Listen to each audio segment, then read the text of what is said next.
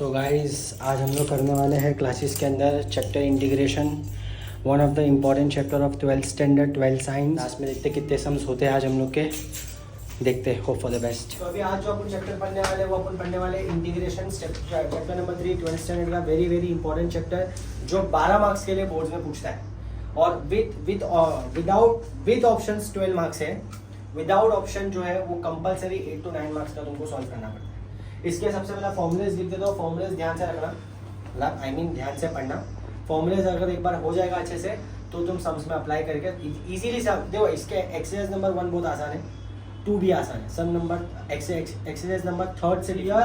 Now I am starting with the formula. अब सबसे पहला वाला जो फॉर्मूला आएगा वो आएगा ये होता है इंटीग्रेशन की साइड। सबसे पहला तो ये समझो कि इंटीग्रेशन को सॉल्व कैसा करते हैं, और सबसे पहला पूरे क्वेश्चन में कौन से कॉन्सेप्ट पे कौन से टर्म्स पे इंटीग्रेशन लगाना है, सबसे इंपॉर्टेंट चीज है वो समझना। तो यहाँ पर ये वाले कॉन्सेप्ट के अंदर अगर समझो तुम्हारे पास होता है dx, तो dx होता है ना, तो ये dx का मतलब होता है कि तुमको इंटीग्रेशन करना है वो टर्म जिसके पास x होगा। क्या होगा?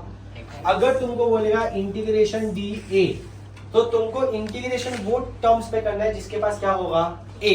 जो वेरिएबल यहाँ होता है वो टर्म्स पे अपन इंटीग्रेशन है। तो इंटीग्रेशन दिखने में जितना आसान है उतना डिफिकल्ट है। क्यों? क्योंकि जब क्वेश्चन आएगा तो समझ में नहीं आता है कि कौन से टर्म्स पे इंटीग्रेशन होता है, कौन से टर्म्स पे इंटीग्रेशन नहीं होता है। जो टर्म्स पे इंटीग्रेशन नहीं होगा वो टर्म को अपन बोलेंगे कांस्टेंट। क्या बोलेंगे? सेम जैसा अपन डिफरेंशिएशन में बोलते थे। समझ में आ गया? क्लियर हो गया अच्छे से? अब मैं यहाँ पर एक स्टार्ट करता हूँ। थोड़े से फॉर्मूलेज है इसके, थोड़े से नहीं बहुत सारे फॉर्मूलेज है, सीखना पड़ेगा। सबसे पहला वाला जो फॉर्मूला आता है वो आता है integration x raise to n। तो integration x raise to n का फॉर्मूला होता है x raise to n plus 1 upon n plus 1। This is the first formula of integration, very very important formula. और एक और चीज, जब भी तुम इंटीग्रेशन लगा देते हो तो तुम after solving the integration what you do, you put plus c। ये प्लस c का मतलब होता है कांस्टेंट। हर एक सम के अंदर जब तुम इंटीग्रेशन सॉल्व करते हो तो ये प्लस c का आना बहुत जरूरी है। अगर तुमने प्लस c नहीं डाले मतलब तुम्हारा आंसर रॉन्ग है। समझ में आ गया? रॉन्ग नहीं है, मार्क्स कटेगा। और जैसे कि मैं मॉडरेटर हूं, मैं तुमको बता सकता हूँ। समझ में आ गया? Second thing, x raise to n हो गया तो x raise to n plus 1 upon n plus 1, ये वाला गेम समझ में आ गया। इसके बाद इंटीग्रेशन ऑफ log x। इसका इंटीग्रेशन ऑफ log x क्या होता है? इंटीग्रेशन ऑफ log x होता ही नहीं। क्यों? क्योंकि इंटीग्रेशन ऑफ log x क्यों नहीं होता है? क्योंकि डिफरेंशिएशन ऑफ log x होता है। What is the differentiation of log x? 1 upon x। तो याद रखना, जो भी चीज डिफरेंशिएशन में होती है उसके अपोजिट इंटीग्रेशन में होती है। तो यहाँ पर इंटीग्रेशन 1 अपॉन x क्या होगा? log x होगा प्लस c। समझ में आ गया? इसके बाद integration of e raise to x will give you what? e raise to x plus c। क्योंकि डिफरेंशिएशन में भी सेम कॉन्सेप्ट है। क्लियर हो गया अच्छे से? वो डाउट है इसके अंदर? पक्का? सेम वे से अगर समझो मैंने अभी ट्रिग्नोमेट्री के फॉर्मूलाज लगाया तो इंटीग्रेशन ऑफ साइन x, देखो ध्यान में रखना, डिफरेंशिएशन ऑफ साइन क्या था? कॉस, और कॉस क्या था? Minus sine. इसके अंदर क्या हो जाएगा? साइन का हो जाएगा माइनस कॉस, और इंटीग्रेशन ऑफ कॉस क्या हो जाएगा? साइन। समझ में आ गया?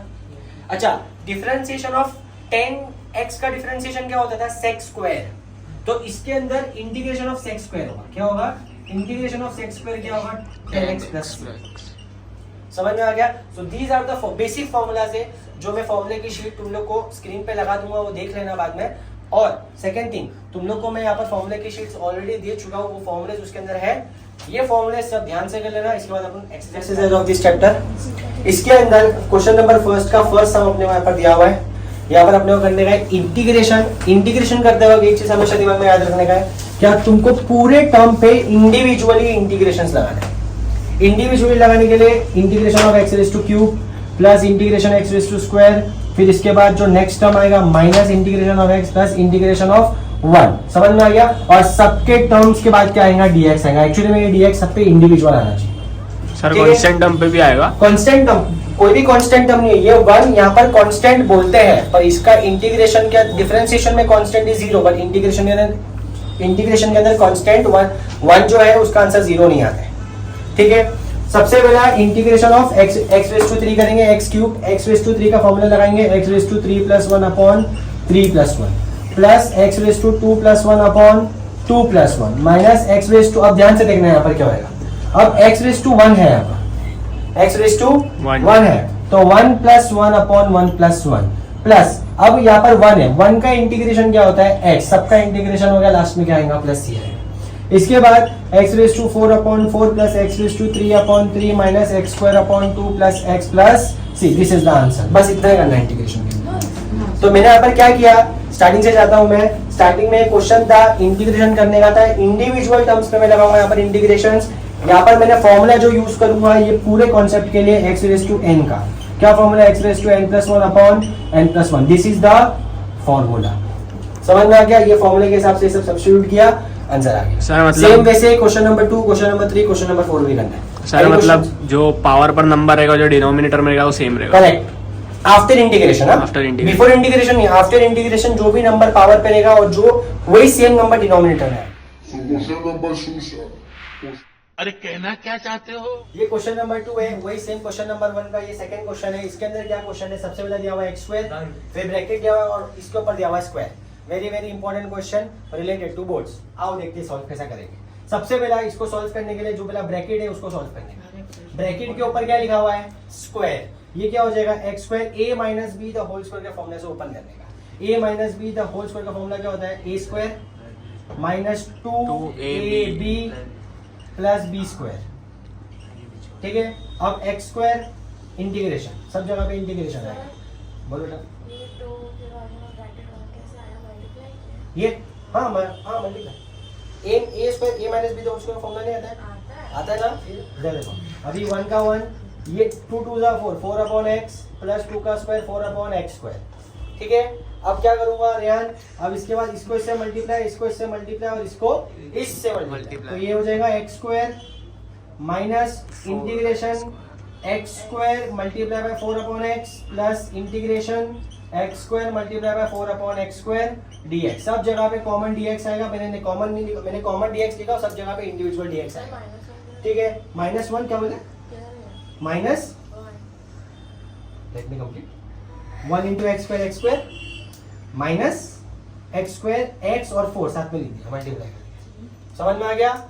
इसके बाद नेक्स्ट स्टेप में क्या होगा, अभी देखो यहाँ पर ये गया ये गया ये गया और ये गया, तो ये हो गया integration x square D x minus 4 integration x D x plus 4 integration 1 D x. क्या किया मैंने, जिसके ऊपर इंटीग्रेशन करना है वही टर्म पे मैंने खाली डी एक्स लिख दिया, 4 कांस्टेंट का बाहर ले लिया, यहाँ पर 1 खाली बचेगा क्योंकि 4 कांस्टेंट नंबर है। नेक्स्ट स्टेप में x ये 4 1 जा 4, x क्यूब x स्क्वायर का इंटीग्रेशन क्या होता है, x3 अपॉन 3 माइनस 4 x का integration x square upon 2 plus 4 1 का इंटीग्रेशन x प्लस c। समझ में आ गया। नाउ 2 1 जा 2 2 जा, तो ये हो गया x cube upon 3 minus 2x square plus 4x plus c, this is the answer. Second sum question देखो, अभी क्वेश्चन नंबर 4 सॉल्व करने से पहले अपने को देखना पड़ेगा यहाँ पर कितने टर्म्स है, कितने टर्म्स है, 4 टर्म्स, 4 है, 1 2 3 4। अब इसके ऊपर सेपरेट इंटीग्रेशन करेंगे अपन। सेपरेट करने के लिए अपने को क्या करना पड़ेगा, 2 integration x raise to 3 minus 5 integration x plus 3 integration, अब ये 1 अपॉन x है ना, डायरेक्टली इसका इंटीग्रेशन निकलता है तो अपन 1 अपॉन x लिख सकते हैं प्लस 4। अब इसका डायरेक्टली इंटीग्रेशन नहीं निकलता है, क्या करना पड़ेगा, एक स्टेप एक्स्ट्रा करना पड़ेगा, x रेज टू -5 करना पड़ेगा। क्या किया मैंने, ये 1 अपॉन था ना, इसको मैंने ऊपर ले लिया और पावर को मैंने माइनस कर दिया, बिकॉज ये टर्म और ये टर्म का मतलब एक ही होता है। नेक्स्ट स्टेप में ये मेरा पूरा हो गया dx, क्या हो गया पूरा dx हो गया। अब 2, अभी इसका डिफरेंशिएशन करेंगे, x रेज टू 3 का डिफरेंशिएशन क्या होता है, x raise to 4 upon 4 minus 5 x raise to 2 upon 2 plus यहाँ पर आएगा जो नंबर 1 अपॉन x का इंटीग्रेशन क्या होगा, log x, ठीक है, प्लस 4 x रेज टू -5 है, -5 प्लस 1 क्या होता है, -4 x raise to -4 upon -4 plus c। Last step में 2 1 जा 2 2 जा, तो x raise to 4 upon 2 -5 upon 2 x square plus 3 log x plus minus minus x raise to -4 plus c। So with this we finish with the question number. सो यहाँ पर हम लोग अपना ब्लॉग को खत्म करते हैं। टोटल यहाँ पर हम लोग अपने लेक्चर को खत्म करते हैं। हम लोग ने टोटल 10 सम के 4 सम वीडियो में आएंगे, 6 सम सीखने का तो ऑफलाइन में आओ।